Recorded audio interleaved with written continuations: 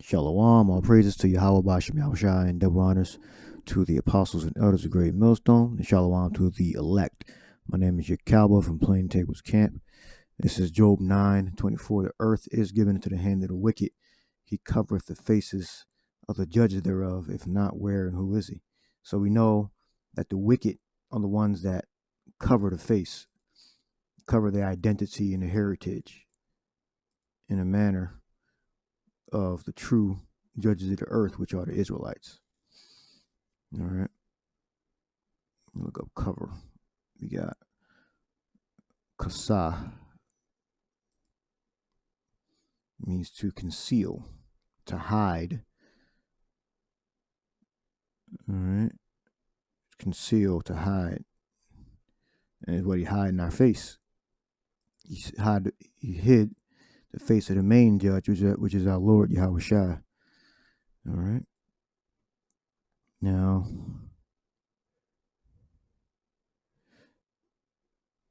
what else did he do? Says Psalm 73, for I was envious at the foolish when I saw the prosperity of the wicked. All right. And you go down to 73 point, Psalm 73 and 6. Therefore pride compasseth them about as a chain, violence covereth them as a garment. Yeah, because Edom, the so-called white man, has gotten so much success, he actually believes that is right. All right. Therefore pride compasseth him about as a chain, and violence, so he can just keep going farther and farther. He can keep taking nations down and going, bringing out his enterprise, all right, which is to establish a new world order ultimately. All right. Now, it's so he replaced our biblical, true images, all right, which are dark skin, various shades of brown skin, the true images of the nations and of our people, and replaced them with his so-called Caucasian images, which he got into the caves later in history. He didn't originally come from the caves. He got into the caves at a later time. All right. Now, there's 2 points here. Let's see. John, the 10th chapter. Then I'm going to go to this video. 2 videos. John 10 and 6. It says, this parable spake Yahushua to them, but they understood not what things they were which he spake unto them. So he says the parable again, and he explains it a little bit more. Then said Yahushua to them, verily, verily, I say unto you, I am the door of the sheep. All that ever came before me are thieves and robbers, but the sheep did not hear them. All right. So the thieves and the robbers were the false prophets, the different doctrines out there that swept our people away, and that continue to take our people away from the proper path, which is the truth, which we believe we teach. All right. We teach Yahweh Shai crucified and resurrected. And the way you get forgiveness of sins is this: if you believe in his teachings, that we are the biblical, the true Israelites from the different tribes, from Judah, Benjamin, Levi, Ephraim, Gad, Asher, all the 12 tribes of Israel. All right. Issachar, Manasseh, and Zebulun, all those tribes. We are the biblical, the true Israelites, all right, that descend from Jacob, Abraham, Isaac, and Jacob, all right. So all that ever came before me are thieves and robbers, but the sheep did not hear them, all right. So the sheep are going to hear the Lord's voice, the elect anyway of the sheep, all right, because you have other sheep that are going to be put to death because they're going to die in their sins. They're going to continue to believe the teachings and the way of life of the serpent, which is Esau. All right. So all that ever came before me are the false prophets. Now, Malcolm X, he denounced the, as he would say, the Honorable Elijah Muhammad. in his last days. I believe he was killed assassinated the same year. He denounced the following the black Muslims or the Nation of Islam, and he said he's working with just so black groups. All right. So let's hear what he said about Elijah Muhammad. All that ever came before me with thieves and robbers. So meaning they were taking us off the real path of understanding the truth, which was that we are the true Israelites. All right. Now our teachers, the elders and apostles would know more than me. We're back there. Back during the 60s. All right, Abba Bivens in the 60s. So, I believe he was teaching during this time, but he was learning certain things under the little hats. Then he broke away, I believe, in the late 60s and went into the New Testament and started teaching the New Testament. And that's when our apostles, Yaquab, Ariah, and the rest were joined unto the elder Abba Bivens. All right. So around the same time, you had different, ways to be saved came up. All right.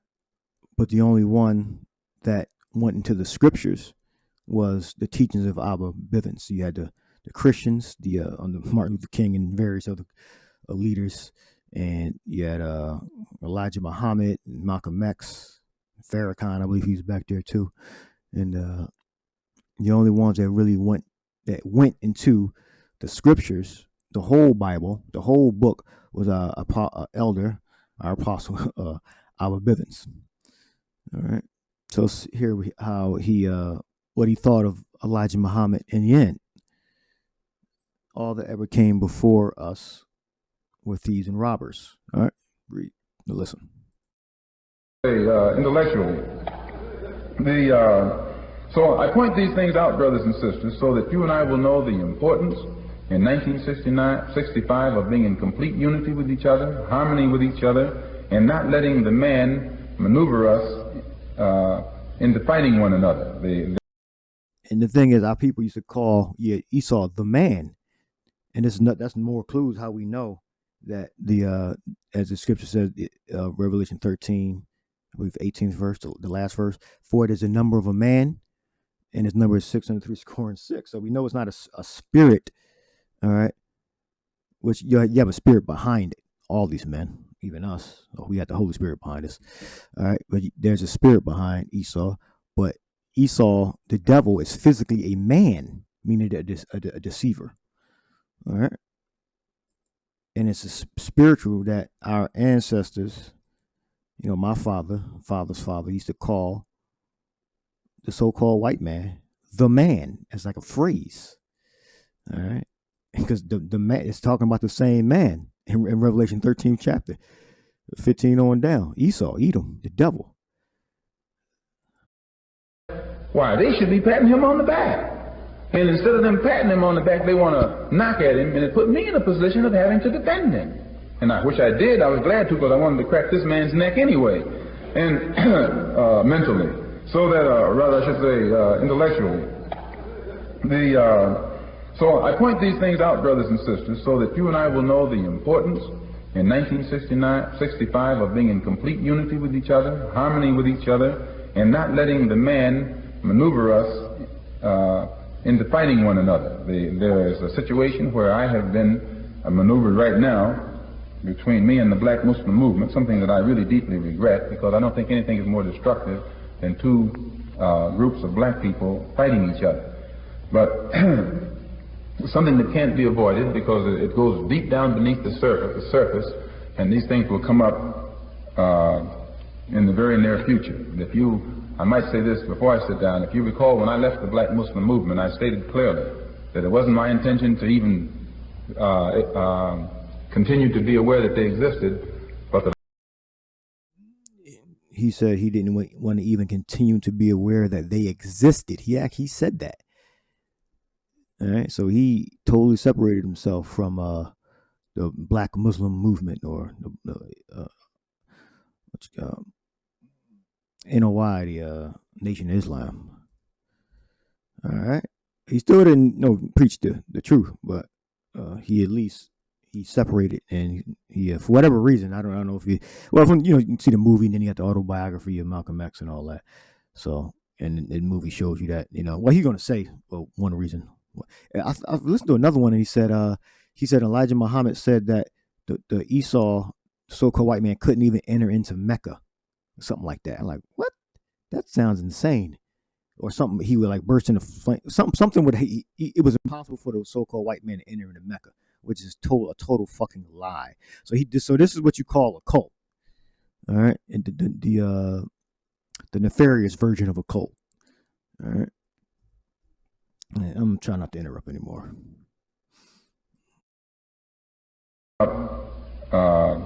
In the very near future.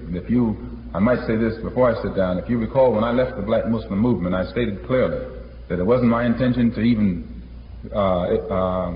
continue to be aware that they existed, but that I was going to spend my time working in the non-Muslim community. But they were fearful that if they didn't do something, that perhaps many of those who were in the mosque would leave it and follow a different direction. So they had to start doing a takeoff on me, plus they had to try and silence me because of what they know that I know. And I should think that they should know me well enough to know that they certainly can't frighten me. But when it does come to the light, excuse me for keep coughing like that, but I got some of that smoke last night. But there are some things involving the Black Muslim movement which, when they come to light, you will be shocked. The thing that you have to understand, where those of us in the Black Muslim movement were concerned, all of us. I gotta stop it again, Salakia. I mean, yeah, like when it comes to light, you'll be shocked. Like we don't have any. Everything you see us do is transparent. We don't have any secrets. We're not doing anything weird. According to the movie and I guess the autobiography, if it says it in there, he was fathering children and I guess not claiming them or something like that. And the statement about Esau can't enter into Mecca and some other stuff. I'm sure he didn't. Malcolm X didn't. Or Malcolm didn't speak about everything he found out that was actually going on. I believe he was the second in command. And then the elders and apostles went into the thing with the touching the glasses and all that, and the ring, and I think he was folding his two fingers, if I'm not mistaken. All right, yeah, they were insiders. The Elijah Muhammad and Malcolm X.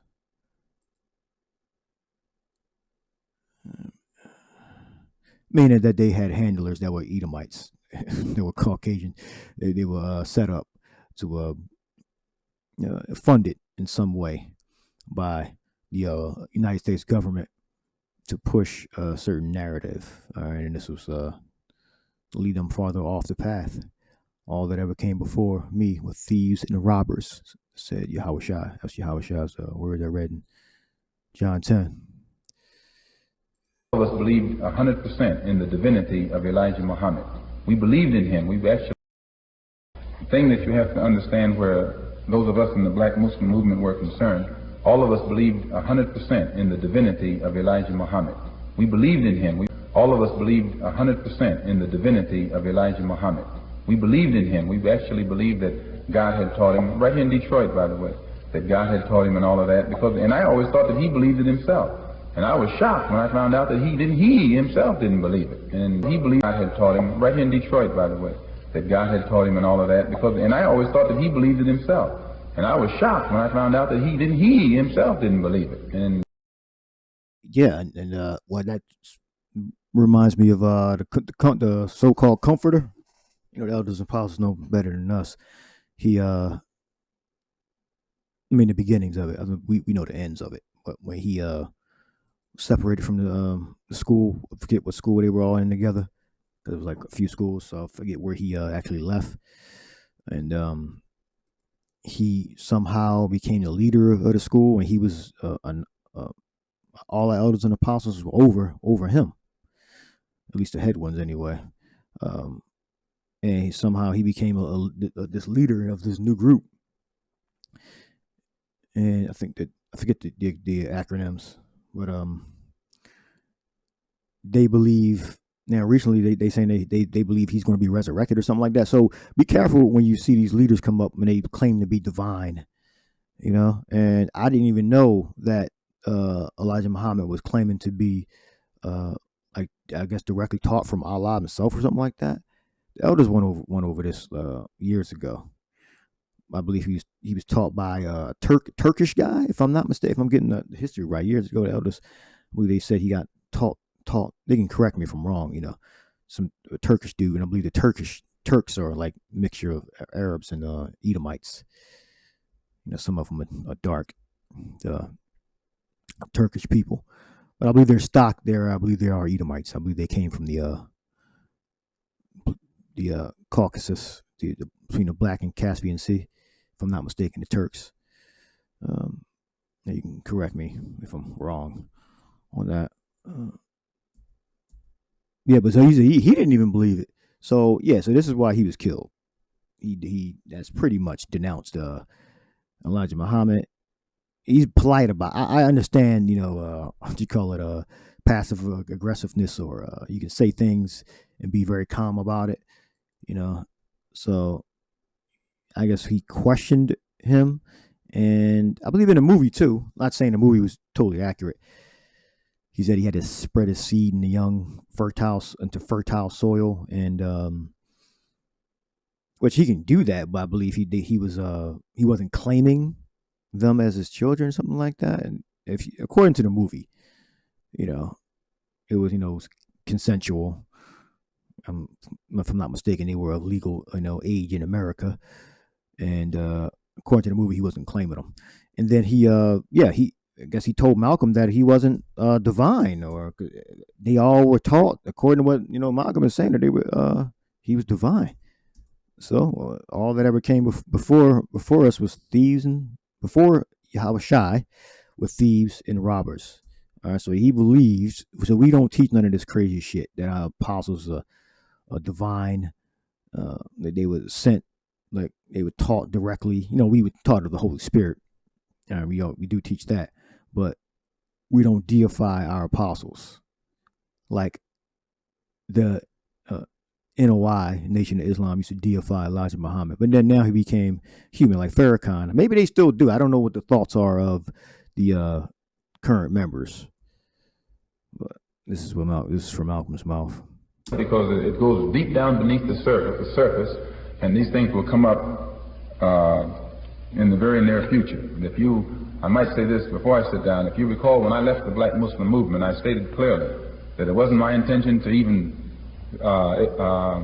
continue to be aware that they existed, but that I was going to spend my time working in the non-Muslim community. But they were fearful that if they didn't do something, that perhaps many of those who were in the mosque would leave it and follow a different direction. So they had to start doing a takeoff on me, plus they had to try and silence me because of what they know that I know. And I should think that they should know me well enough to know that they certainly can't frighten me. But when it does come to the light, excuse me for keep coughing like that, but I got some of that smoke last night. But there are some things involving the Black Muslim movement which... Yeah, I believe on the movie, his house was firebombed. But I believe on this, when he says he was staying at someone's house and the house was firebombed, if I'm not mistaken. You gotta listen to the whole thing. He was staying at someone's house and the house got firebombed, if I'm not mistaken. So that was I guess an assassination attempt from the NOI or other groups, maybe the government. I don't know. The U.S. government. Of course, they're using nigger to do it. So I think that was. I'll let it finish out. When they come to light, you will be shot. The thing that you have to understand, where those of us in the Black Muslim movement were concerned, all of us believed 100% in the divinity of Elijah Muhammad. We believed in him. We actually believed that God had taught him, right here in Detroit, by the way, that God had taught him and all of that. And I always thought that he believed it himself. And I was shocked when I found out that he himself didn't believe it. And when that shock reached me, then I began to look everywhere else and try to get a better understanding of the things that confront all of us so that we can get together in some kind of way to offset it. I am that they're. I see why the elders and apostles they say every now and again like that, don't deify us or anything like that. They already know about this stuff. This is like, we're I'm an '80s baby, so it's younger. I'm younger, so I don't. They were alive when more of these things were happening. I'm finding out all the stuff, as they teach it in later. As our elders and apostles was teaching it in 2007 and beyond. So, because I was never really in any of these things. I was just in the world. And, I did find out the year 2000 that I was Israelite. But, didn't have a great, he's a good teacher, but he didn't have the full truth. Let's say that. All right. What scripture I wanted? All right. Cover the face of the judges. So these are ways that, the true judges' faces were covered, but not just the face, but the doctrine was covered. All right. And this is another program. Well, and this says here, it says he exposes Elijah Muhammad. So, this is he was killed because he was just talking too much. All right. He's second command, so something must have happened. So, because I would think he would already have knew this stuff. All right. He's surprised that he didn't even believe it. All right, so elders and apostles don't teach to deify them. All right. So this is the hate that hate produced. So it's real black one. All right. And it goes into the images. All right, so let's listen.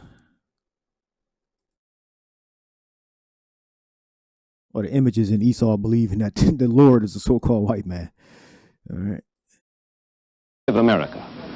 They've lost faith in the honesty of American law enforcement agencies when it comes to protecting their individual rights. Many of them have abandoned Christianity and have named it a dogma of enslavement. Right, because Esau actually believes that's the true what you should be worshiping. That's why when you see us out there with the garments and the Bibles, they look at us like we're insane. And they actually believe that they're right and that we just hate Esau. They said that what they used to say, the reverse racism. This is terms like from the 50s and 60s, or it might be before that they use. They don't really use those terms anymore, but reverse racism that now we using the same tactics against Esau that Esau used against us, or if I'm right, you can look it up. We just telling you the truth. All right, and they're gonna display a depiction of what the Lord looked like, but he looks like one of their leaders. So it's kind of ironic, kind of funny. Yeah, one of the black leaders. Even those who have not abandoned it are preaching that Jesus was not white, like the men who lynch and discriminate against Negroes, but that he was a black man. James Lawson shows the black supremacists' concept of Jesus. And notice how much the Jesus in the painting and James Lawson resemble one another. Mr. Lawson, in conjunction with your remarks that the Negro needs a black God, or at least some image he can identify with, I wonder if you'd tell me what this picture is and what it's all about. Well, we don't mean a black God. We know that God is spirit.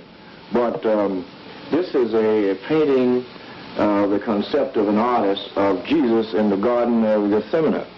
And, Solomon himself said, "Look not upon me because I am black and comely."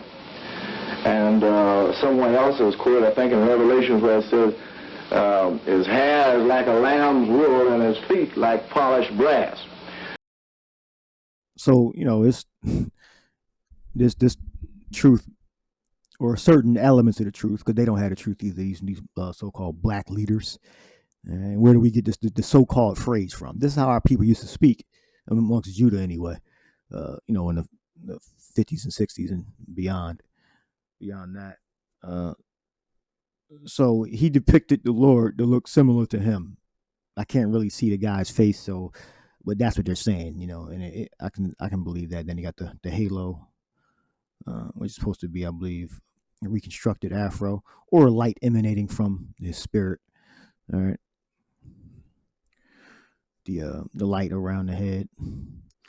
All right. So he brought out a few scriptures, which are absolutely true, right? And the thing is, Esau, he has this cognitive dissonance. He knows what he just said is in the scriptures, but he totally ignores it. This is why we understand Esau is the devil that the Bible speaks of. All right. The man, devil that the Bible speaks of, not the spiritual demon Satan. He works behind him. All right.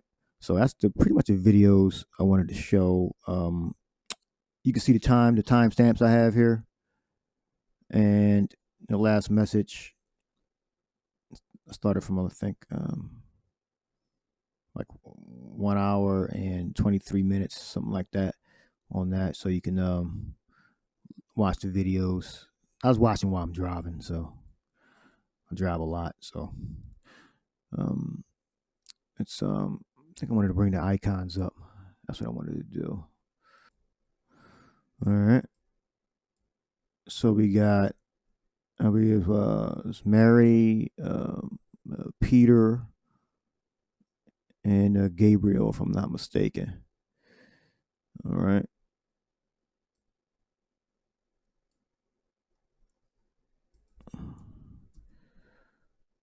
All right. Let me look up in my book. It's one of the first books I bought. The icons. So you cannot deny these images. He covers the faces of the judges thereof. All right. The icon is in very good condition. Nearly all the original paintwork. You see? Can you see? Open your eyes. Can't you see?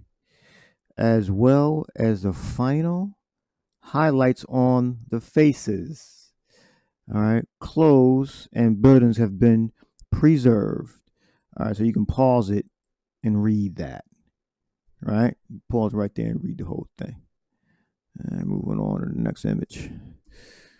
Ham, pictorial, Zondovans, he's a little hat, pictorial Bible dictionary. The youngest son of Noah, probably born about 96 years before the flood, and one of the 8 persons who lived through the flood. He became the progenitor of the dark races, but not the Negroes. And this is what they used to call us back then, the 50s and 60s and before that, Negroes, not the Negroes. All right, so we are classified as Negroes, at least Judah, Benjamin, Levi, really all the tribes. All right, but they specifically called Judah, Benjamin, Levi, those 3 tribes out of the nation of Israel, which consists of so-called blacks or Negroes, so-called Latinos, and so-called Native Americans. All right, not the Negroes. All right, so what son do we come out of Noah? We come out of Shem. All right, not Ham. So we're not Africans, basically, was what he's saying, what Zondervan is saying. All right. But the dark races, but the Egyptians, dark race, Ethiopians, dark race, a lot of Israelites in Ethiopia, a lot of Israelites amongst the Arabs, all right, especially Oman and Yemen, all right, Libyans, Canaanites. So these are also, so Esau's a liar. So we know that he knows these things are true. He puts it in his books and he hides it because, you know, they say niggas don't read or whatever. All right. So there you go. So we come out of Shem. All right. The divine line. All right. The holy line. All right. You can pause that to get that. Here we go. Here's another damning image. We got St. Nicholas and Constantine. This is Constantine right here. Look at the middle image up the top. Constantine is in bed. He's having a dream that St. Nicholas is going to come to him and heal him. I believe he was sick, right? And this is St. Nicholas as a child here. And this is St. Nicholas's uncle. All right. His face is disintegrated. All right. It's an old image. You can see they're all brown is the point. And this is St. Nicholas. Oh, look. You got the woman covered up and not showing her ass. This is St. Nicholas's father and his mother. The black woman, right? This is kind of hard to believe. All right. She's actually covered up. All right. All right. And This is reading the liturgy. We use the church business. I think they call it liturgy. He stops the Qadar Israelite from getting his head chopped off unjustly. I believe he was innocent. I'm going to show you the page. I believe this is the image of a boy being abducted. He got abducted by Arabs and is being returned to his parents. All right, and this is St. Nicholas' death. Just kind of cut off. He died. Now I know this because I've done at least 3 or 4 videos on this same image. This is, I think, one of the most important images of Byzantine or Eastern Roman Empire, if I'm not mistaken, artwork as drawn by the Russians. I believe this is which those they were Israelites, and Russians, the original Russians, if not started by Israelites, they were a part of their kingdom. All right, so this is Prince Vladimir. All right, Prince Vladimir, or Vlad for short. All right, we have Vladimir Zelensky or Voldemar, which is the same thing, and it's just in Ukraine. You got Vladimir Putin. All right, and his sons Boris and Gleb. I forget which one is Boris and which one is Gleb, but you can see they have the traditional robes down to the foot, and this is tradition amongst Eastern cultures. All right, which these are Israelites. So let's and Christianity came into, or the worship of the Son, Yahushua, came in to Russia through Israelites. In 988, it says the beginning of Christianity in Russia, inextricably, forget my pronunciation, associated with Prince Vladimir, or Vlad for short, of Kiev in 988. All right, so the word, even though they didn't have the full truth, was spread by Israelites. And this is the description of the boxes that I was reading to you about St. Nicholas, right there. You pause that and read that. All right. So what Esau, he put all these images in the background, and then put his images up. All right. Let me get the creation of Adam. Let me pull that up. I hope you can see that descriptions right here, so you can pause. I mean, for the the studious Israelites out there that's going to actually take the next step, pause, rewind, and all that, and look. You can get that. All right. Let me go back to the. This is the full image. So you see that screenshot.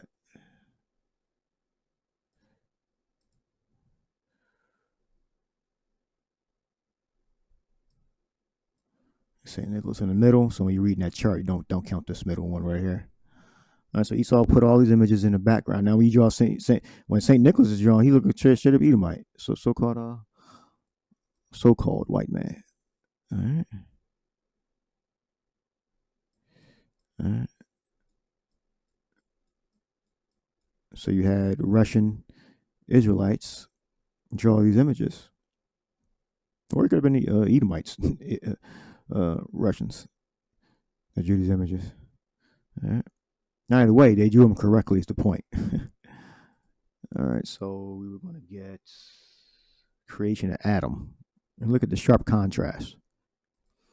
The Apostle Gabar recently did a video. I forget the name of the video. I think blasphemy or something, or 5 scriptures that prove that Esau's the devil. Something like that, yeah. He brought out the creation of Adam.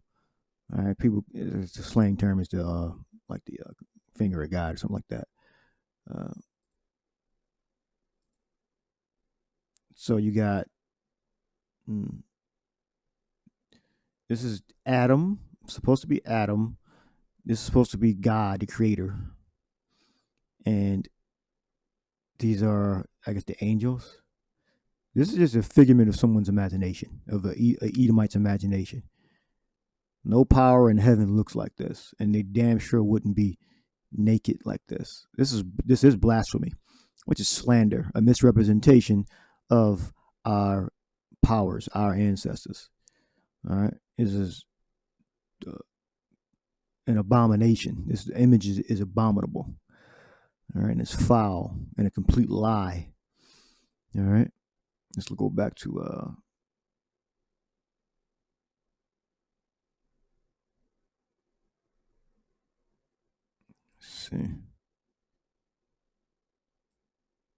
see the sharp contrast.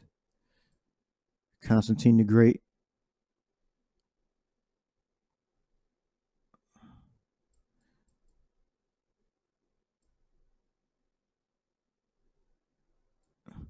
All right, when you look at the genealogy of the Lord, Mary, and believe in Luke, it says that Adam, which was the son of God. All right, so the line goes back. It's an Israelite line. All right. And these people on the right go back to Adam. All right. This on the left is supposed to be, it's Michelangelo. All right. He painted this yet. This is what the so-called white man says Adam looked like. See this? This is a sharp contrast. Totally different. All right. He covers the faces of the judges. All right. And then you have our people that promote these images. You got a man by the name of was it Giovanni? Was it Giovanni Sforza? All right. He commissioned, the elder brought the Last Supper painting and said that's the Borgia family. Well, if I'm not mistaken, Giovanni Sforza, which was an Israelite, he was known as the Moor, Italian, I believe from Milan, or he was like the Duchy or something of Milan. He commissioned, meaning paid for, or at least in part, he commissioned the Last Supper to be painted. Remember, these paintings take money and time and many people to help put these paintings up. So they have to be patronized. They have to have patrons. All right. Like when musicians used to, like classical symphonic music, when they would create a great body of work, all right, they would be commissioned. They would have patrons that would pay, because when you make music, you can't be like focused on, digging ditches and going to the regular jobs. You got to be like focused on the work, so you can get the score done. So they were subsidized by, wealthy people, the public, so they could continue their artwork, right? So Michelangelo, Leonardo da Vinci, all those painters and inventors back then, they couldn't just work other jobs while they were doing these great, great artworks or great inventions. They had to be patronized by other people. So I'll get that. Giovanni Sforza, he commissioned the Last Supper to be painted. He was an Israelite. All right, let me find that. Okay, it wasn't Giovanni. Giovanni was married to Lucretia Borgia. Giovanni, Giovanni. It was Ludovico Sforza. So they were related. Either they were, I think he was an ancestor of Giovanni, but they're the same house, same family. So Giovanni was married to Lucretia Borgia, and I believe Ludovico came later. Or before, because it's 1492. So they might have been the same era. I think they were the same era. They were either brothers or cousins. They don't like tell you exactly. Yeah, if I were to. Oh, wait a minute. Pablo, was this the Giovanni that was married? He might have been his father, but for time's sake, I'm not going to do the research.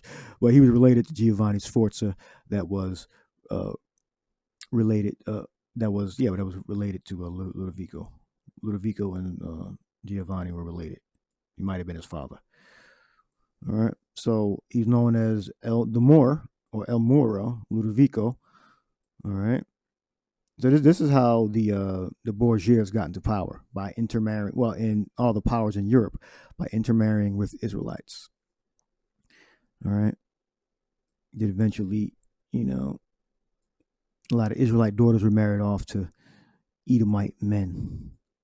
And there goes your genetic line of the kings, the Israelite kings in Europe.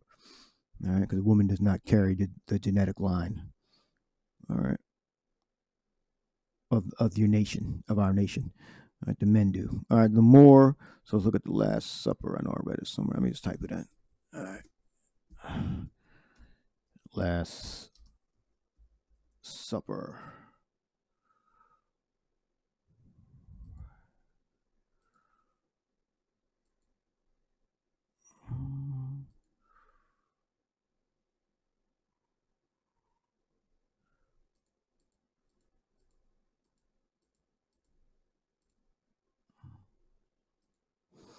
I don't know if you can see it. So basically, the Leonardo da Vinci is showing Ludovico Sforza different sketches. So I'll put supper in, and Leonardo presents the sketch of the Last Supper to Duke of Milan Ludovico El Moro. All right, meaning the Moor, all right, because the Italians, all right, descend. Many of them, not all of them, descend from Israelites that embrace the religion of Islam. All right. Ludovico examines Leonardo's Last Supper. Sforza. All right. And we got starting from left page. I said, to whom Leonardo da Vinci is showing the project for the fresco of the Last Supper. Around them are some recognizable, some other great personalities in the court. All right. So the point is, well, I couldn't find it in the Wikipedia, but I found it. Da Vinci's Last Supper essay. Deep into the Last Supper, Leonardo's da Vinci, the Last Supper painting was commissioned by Ludovico Sforza. All right. Who was related to Giovanni Sforza, which married Lucrezia Borgia, all right, the Duke of Milan.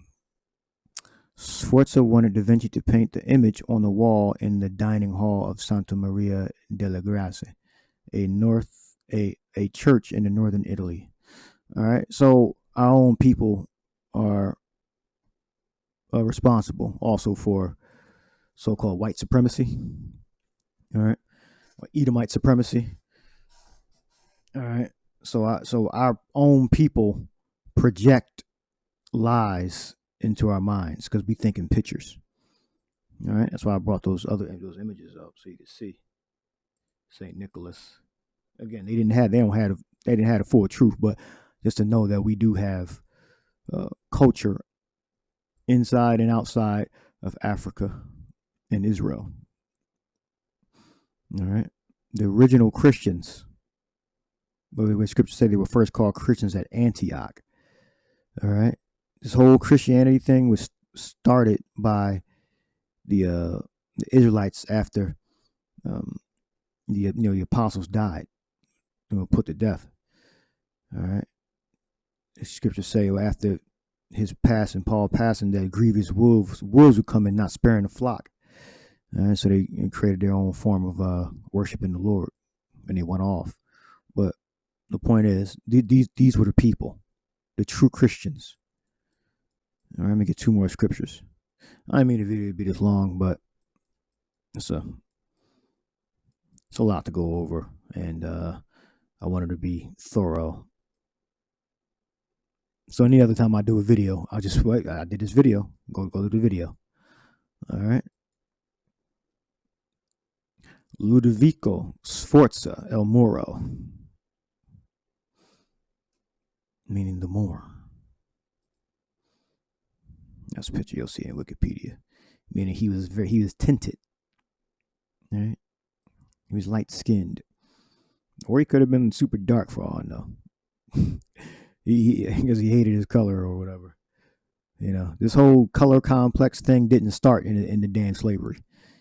All right. It started many centuries before. Well, that's about the same time, actually. The late 1400s. All right. You know, and Hannibal, yeah, that was the Punic Wars and all that. Let me see. When did Hannibal conquer parts of Italy? According to History.com, after a string of victories, the most notable coming at Cannae in 216 BC, Hannibal had gained a foothold in southern Italy, but declined to mount an attack on Rome itself. The Romans rebounded, however, driving the Carthaginians out of Spain and launching an invasion of North Africa. Let me see. When did Hannibal, let me see. When was Spain conquered by Moors? Here are some results from the web. 711 AD. So there was many excursions of Israelites into Europe. I think I saw like 700s, something like that. All right, you can just look that up on your own to get the dates. But the point is, it started the whitewashing by our own people started before the late 1400s. Is my point. If he believed that and felt that way, to commission and being called a Moor himself, his own nickname, the Moor, Il Moro. All right, to actually commission, meaning pay for this great work to be painted. You know, that's real self-hate. Like when you see the black women put the weave in her head, that's self-hate. Him commissioning this painting to be, or paying for this painting of the Last Supper to be painted, is self-hate. See, the Last Supper.